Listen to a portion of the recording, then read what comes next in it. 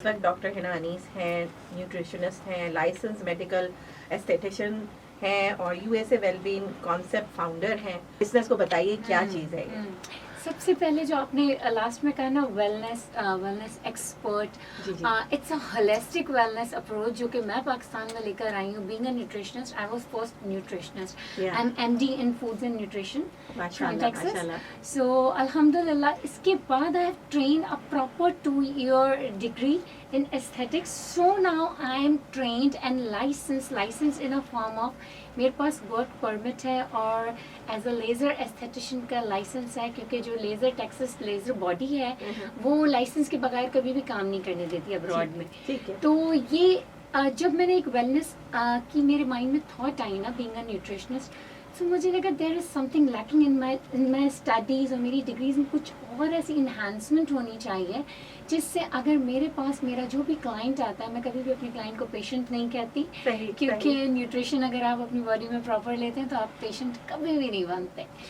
तो जब मैंने ये सोचा मरियम कि जब मेरे पास कोई क्लाइंट आएगा तो मैं उसको होलिस्टिक अप्रोच देना चाहती हूँ।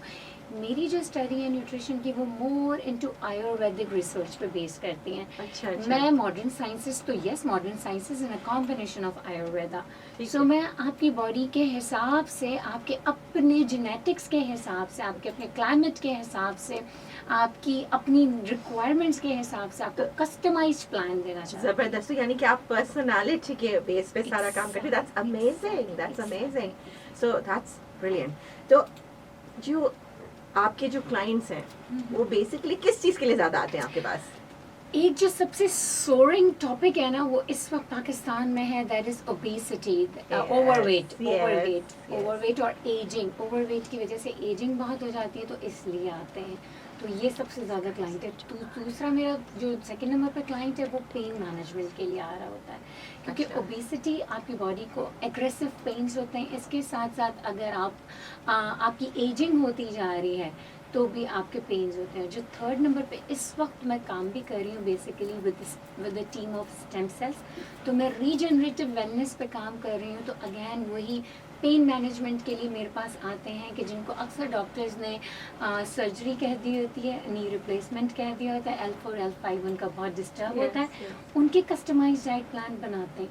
अब हम टारगेट करते हैं कि ओबेसिटी हो रही है। अच्छा, इस वजह से रोकूंगी। What is stem cell?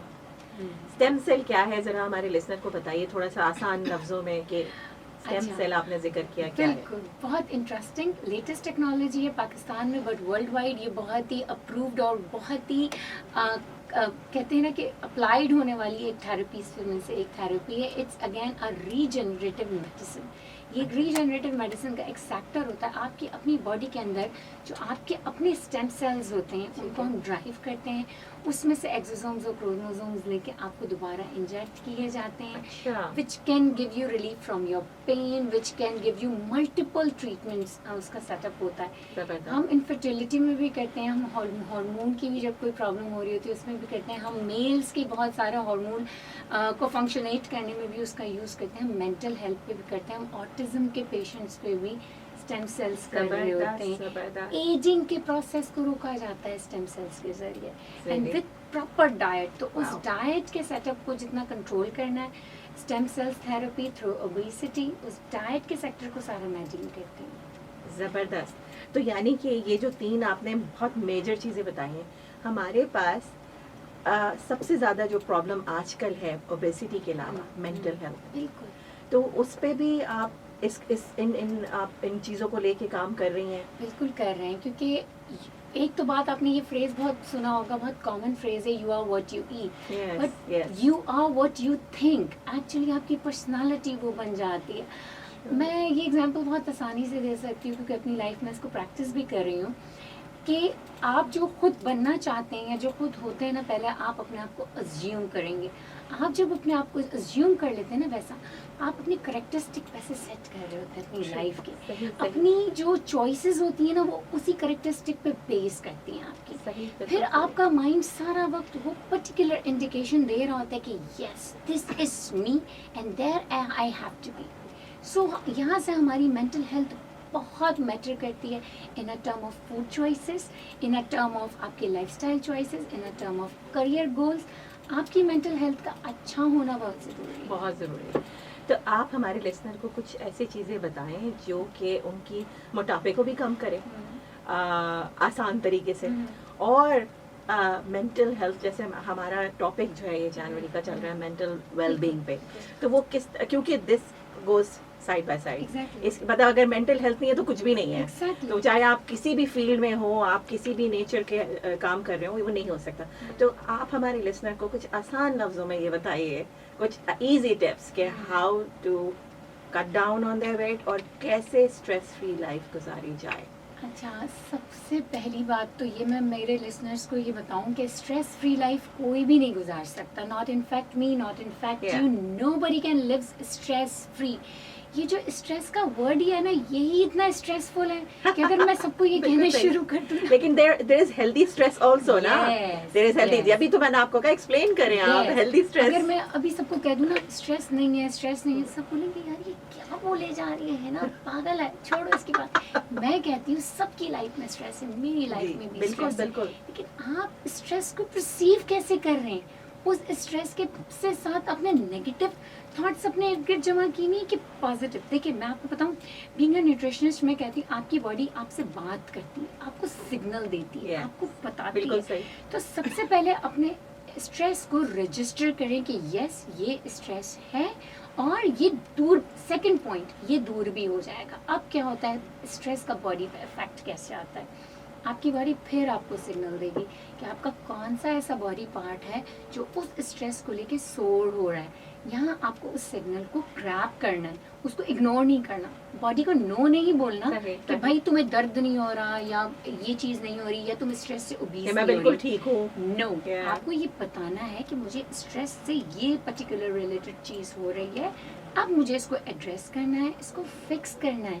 Stress तो होगा, स्ट्रेस खत्म नहीं हो सकता, लेकिन क्या है कि अब मुझे मेरे बॉडी का पर्टिकुलर पार्ट, समझे ओबेसिटी हो रही है, मुझे इसको एड्रेस करना है, स्ट्रेस तो रहेगा क्योंकि ये ओबेसिटी इज़ अ डिजीज़, मुझे इसको ठीक करना है। समझे कोई पेनफुल पार्ट मेरी बॉडी का हो रहा है, मुझे लॉड्रोसिस हो रहा है, मुझे स्पॉन्डिलाइटिस हो रहा है, मेरा L5 L4 ये सब डिस्ट्रेस आपके स्ट्रेस से होता है, आपको शियाटिका स्ट्रेस से होता है, हेडेक, माइग्रेन स्ट्रेस होता है। आपने बताना है बॉडी को कि भाई ये स्ट्रेस से हो रहा है and I need to target it and I need to fix it. फिर स्ट्रेस खत्म कम होगा और वो बॉडी को उसकी यूज टू हो जाएगी, बॉडी आपको ट्रिगर नहीं करेगी, अपोजिट डायरेक्शन में स्ट्रेस आपको हिट नहीं करेगा। तो यहाँ आप आपकी ओबेसिटी भी कंट्रोल होगी, आप इमोशनल बिल्कुल। ईटिंग से बच जाएंगे। यस, इमोशनल अक्सर लोग जो वो जो स्ट्रेस को लेके खाना, कुछ लोग खाना बंद कर देते हाँ हैं जी। और कुछ लोग खाते हैं। वो लोग ये समझते हैं कि ये खाने से मेरा स्ट्रेस दूर हो रहा है, पर्टिकुलरली ऐसा कुछ भी नहीं होता। आपके कोर्टिजोल हार्मोन्स हैं जो कि हम ये इसको मिसअंडरस्टैंड कर रहे होते हैं कि वो स्वीट चीज़ें खाने से बढ़ रहे हैं, लेकिन एक्चुअली कोर्टिजोल हार्मोन्स कम हो सकते हैं अगर आप ओमेगा 3 ओमेगा 6 से बनी हुई चीज़ें ज़्यादा खाएं। EPA जो कि एक हैप्पी हार्मोन होता है, जब वो ओमेगाज हमारी बॉडी में पूरे जा रहे होते हैं तो वो उससे इंक्रीज़ हो जाता है। तो ये है कि अच्छी ग़िज़ा खाने से स्ट्रेस भी कम हो जाता है, लेकिन मीठी ग़िज़ा खाने से स्ट्रेस कम नहीं होता, इसको मैं नहीं सेकंड करती। मीठी ग़िज़ा से मतलब people start having chocolates yes, और ज़्यादा चॉकलेट। ऐसा सॉरी मेरे आई डोंट नो, गला आजकल आपको पता है सबका गला बैठा हुआ है। तो ये बात समझ आई कि ईटिंग जो है वो it's not related to stress. Exactly. हम जो है उसको बना लेते हैं कि ये हमारे स्ट्रेस का हिस्सा ऐसा है ही। और हमें इससे जान चढ़ा सकता है। हम हमारे स्ट्रेस को ठीक करने के लिए कोई ना कोई ऐसी सेकेंडरी थिंग को, सेकेंडरी हैबिट को अप्रोच कर लेते हैं और उस पर अपने आप को डिपेंडेंट कर देते हैं। तो ये हमें नहीं करना चाहिए। हमारी बॉडी को अल्लाह ताला ने ना बहुत स्ट्रॉन्गेस्ट मशीन बनाया हुआ है, बिल्कुल। जो कि ऑटो पे चलती है, जो कि सेल्फ हील होती है। हम बिल्कुल। दूसरी चीज़ों पर डिपेंड करके अपने आप को, अपनी ऑटो मशीन को बंद कर देते हैं और फिर हम डिपेंडेंट हो जाते हैं उस पर्टिकुलर चीज़ की। ये सबसे बड़ी गलती है। अल्लाह ताला ने वो बीमारी अगर जिस्म में आ रही है ना, तो वो जाने के लिए आ रही है, बैठने के लिए नहीं आ रही है। ये हमारा यकीन है, ये अगर हम यकीन कर लें तो बीमारी होगी ही नहीं, बीमारी है ही नहीं। है ही नहीं। बिल्कुल। पता है, सिर्फ Yes. 2 चीजें हैं हमारी लाइफ में, एक टॉक्सिन्स, Yes. ठीक है, और एक बिल्कुल। स्ट्रेस। बिल्कुल। जहाँ आपने टॉक्सिक फूड खाया, टॉक्सिक एनवायरनमेंट में रह रहे हैं या सोशल या एनवायरमेंटल टॉक्सिन्स में हैं, सो यकीन जाने कि इतना सा भी स्ट्रेस आएगा ना और उस बॉडी के उस पार्ट पे हिट करेगा. फॉर एग्जाम्पल आपकी आर्टरीज क्लॉग हो रही है बाय द टाइम आपने बहुत गंदा फूड खाया हुआ है, जंक खाते हैं. Junk in a form of घर का पका खाना भी जंक है मेरी नज़र में. ये जिस तरह घर में प्लीज जरा एक्सप्लेन करेंगे हमारे लिसनर हाँ. को, ये जो आपने अभी कहा इसको एक्सप्लेन करें घर का प्लीज. पका हुआ वो तमाम सालन, वो तमाम सब्जियां जिनको हम तेल में जला जला के भून भून के पकाते हैं और जिसके ऊपर 2 लीटर तेल सालन की शक्ल में, 5 लीटर तेल बिरयानी की शक्ल में, Oh 10 my लीटर तेल पुलाव और तड़का और ब्ला ब्ला ब्ला समोसे पकौड़े Oh फ्राइड my चीज़ों की God, शक्ल में oh घर में ही my- तो बनती हैं. जी, ये कोई जी. बाहर से तो लाके हमने बच्चों बेचारों को परेशान किया हुआ है. Don't eat junk, don't eat burger, no fries, no chips, no blah blah blah. अम्माएं खुद क्या कर रही हैं, ये मेरा माओ से सवाल है. आप लोग बिल्कुल. घर में क्या बना रही हैं? बिल्कुल आपने जंक सही कहा. बना रही, मैं तो नहीं बनाती. जंक बना रही. हमारे यहाँ बहुत ही मजेदार और बड़ा लाइट खाना बनता है without all these tadka and tel and all those जबरदस्त. Good. सो हमारे साथ इस वक्त डॉक्टर हिना अनीस मौजूद है और बड़े मजे मजे की चीजें बता रहे हैं. आई होप आप नोट कर रहे हैं कि आपने अब क्या खाना बनाना है और 10 किलो और 8 किलो और 5 किलो के खाने तेल के नहीं बनाने. कहीं मत जाइएगा. आप सुन रहे हैं अपना कराची FM 107 कराची की आवाज.